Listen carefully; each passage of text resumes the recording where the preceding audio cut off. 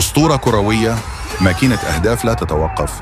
محمد صلاح يعود ليشعل الملاعب من جديد.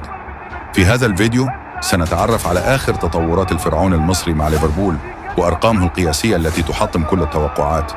لا تنسى الاشتراك في القناة وتفعيل الجرس ليصلك كل جديد. والآن دعونا نبدأ. المحتوى: صلاح يواصل التألق. في المباراة الأخيرة ضد وولفرهامبتون سجل محمد صلاح هدفاً رائعاً ليقود ليفربول للفوز بنتيجة 2-1.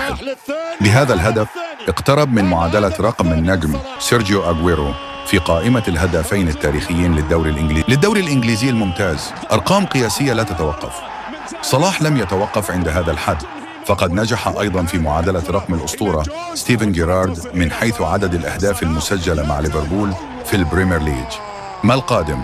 مع الأداء القوي الذي يقدمه صلاح أصبح مرشحاً بقوة للمنافسة على لقب هداف الدوري هذا الموسم. فهل يواصل كسر الأرقام؟ هذه كانت أحدث أخبار الملك المصري محمد صلاح. تعتقد أنه سيتمكن من تحطيم المزيد من الأرقام هذا الموسم؟ اكتب رأيك في التعليقات، ولا تنسى دعمنا بلايك والاشتراك في القناة. نلقاكم في فيديو جديد. سلام. هدفه